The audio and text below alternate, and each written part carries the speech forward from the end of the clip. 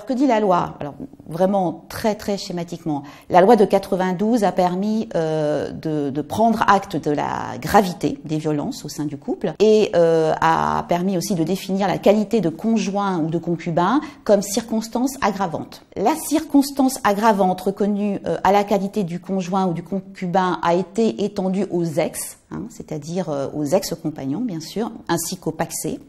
Alors, les cycles de la violence, c'est ce qui va un peu définir le mécanisme de la violence au sein du couple. Ce sont des cycles dont l'intensité et la fréquence augmentent avec le temps.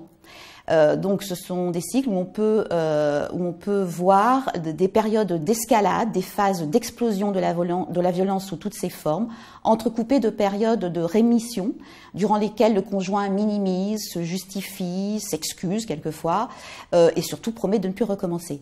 Donc ces périodes, on les appelle les périodes dites de lune de miel, où là, effectivement, la poursuite ou la reprise de la vie commune semble tout à fait possible à la victime. Et puis le cycle se répète. Il se répète, et sous l'emprise du conjoint et au gré de la répétition de ces cycles, les périodes de lune de miel, elles deviennent de plus en plus courtes.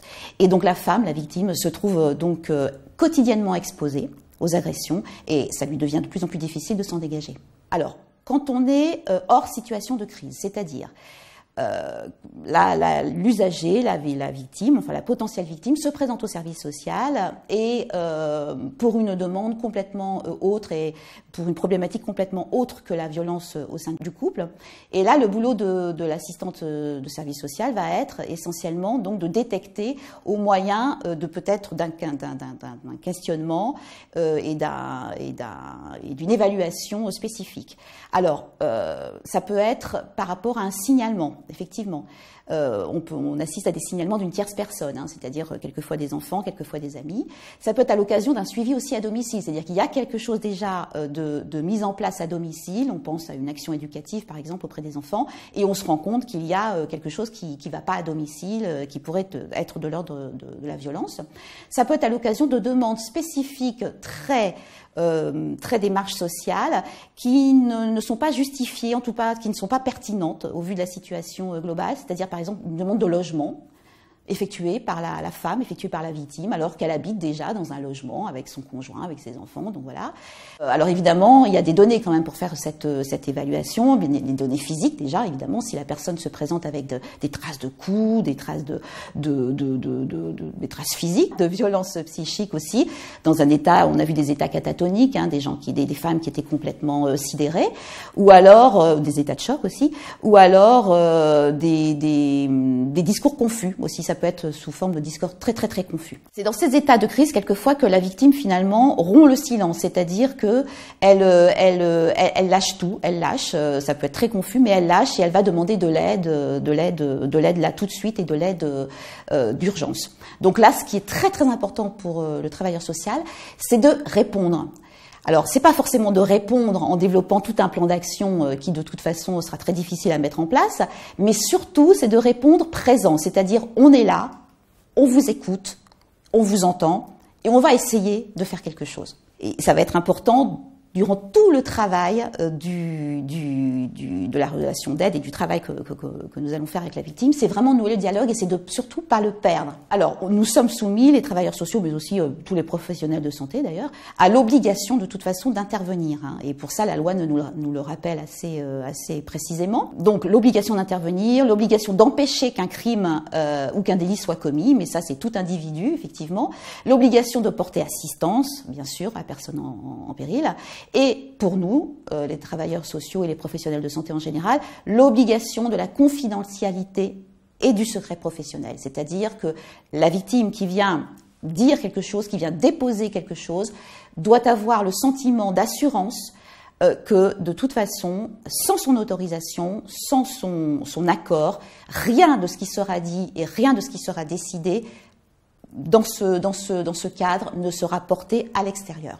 Ce qu'il faut vraiment avoir en tête, puisque nous, les professionnels du travail social, nous avons vraiment une obligation, si c'est bien la seule, entre autres des obligations, mais c'est la protection de l'enfance, c'est la protection familiale et de l'enfance. Donc évidemment, si le travailleur social détecte une situation de violence, quelle qu'elle soit, il faut absolument alerter les parents, tout de suite, alerter les parents sur cette situation et sur les risques encourus envers les enfants. Et s'il y a un danger avéré, surtout, eh bien, les services sociaux sont en obligation et sont en devoir de ce qu'on appelle signaler, soit auprès de l'aide sociale à l'enfance, soit auprès du procureur, avec évidemment ce qui peut en découler, c'est-à-dire une sortie des enfants du foyer, du domicile, de ce qu'on appelle donc un placement. Il faut privilégier le maintien dans le domicile conjugal. Si la femme est mariée, s'il s'agit d'un couple marié, il faut informer cette femme que la loi prévoit et peut prévoir d'obtenir l'expulsion de l'auteur des violences, donc l'expulsion du conjoint, ou en tout cas l'éloignement. Et si le maintien à domicile n'est pas possible, soit parce que les conditions de logement ne le permettent pas, ou que la victime veut absolument changer de domicile, ce qui est très fréquent, eh bien donc il va falloir chercher un logement ou au moins un hébergement. Si, à chaque fois que c'est possible, en tout cas, il faut essayer d'initier un travail avec l'auteur des violences, parce qu'en fait, on s'aperçoit que effectivement, c'est un mécanisme, c'est un système, et que si on a l'occasion, alors ça ne se présente pas forcément à chaque fois, mais déjà d'interpeller l'auteur des violences et d'essayer de le raccrocher à quelque chose qui serait de l'ordre d'un soin ou d'un accès aux soins, il faut pas s'en priver, en sachant qu'évidemment on ne peut pas suivre la victime et l'auteur de violence, donc il va falloir orienter cet auteur de violence vers un autre travailleur social qui fera le suivi. Donc il faut rechercher l'appui des professionnels et rechercher le travail en réseau, en partenariat.